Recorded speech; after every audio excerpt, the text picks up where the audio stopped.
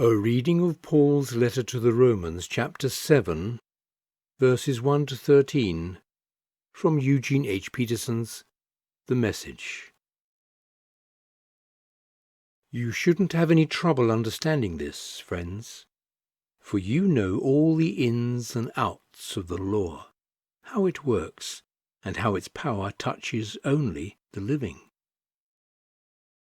For instance, a wife is legally tied to her husband while he lives, but if he dies, she's free.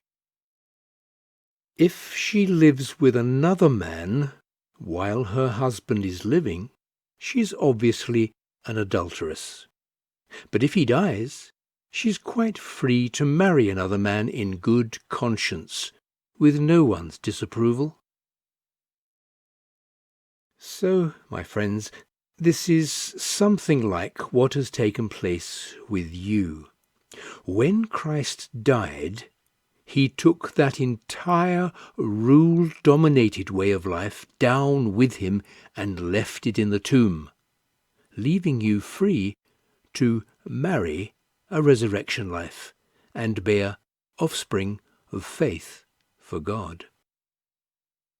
For as long as we lived that old way of life, doing whatever we felt we could get away with, sin was calling most of the shots as the old law code hemmed us in.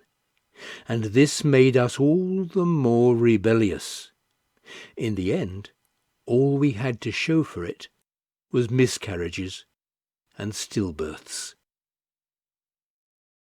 But now that we're no longer shackled to that domineering mate of sin, and out from under all those oppressive regulations and fine print, we're free to live a new life in the freedom of God. But I can hear you say, if the law code was as bad as all that, it's no better than sin itself. That's certainly not true.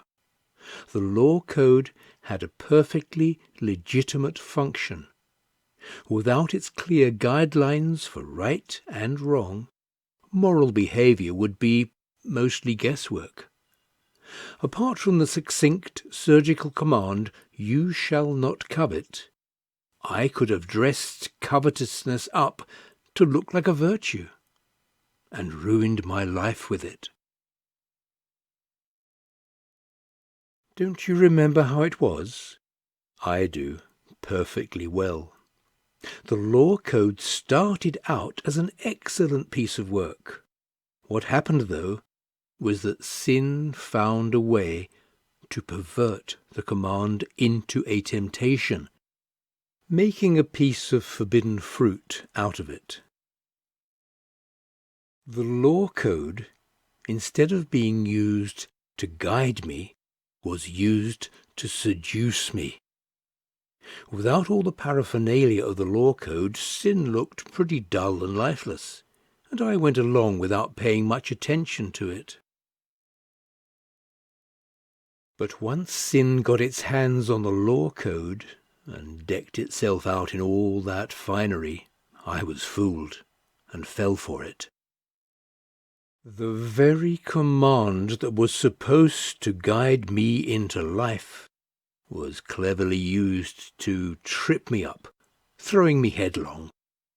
So sin was plenty alive, and I was stone dead. But the law code itself is God's good and common sense, each command sane and holy counsel. I can already hear your next question. Does that mean I can't even trust what is good, that is, the law? Is good just as dangerous as evil? No, again. Sin simply did what sin is so famous for doing, using the good as a cover to tempt me to do what would finally destroy me. By hiding within God's good commandment, sin did far more mischief than it could ever have accomplished on its own.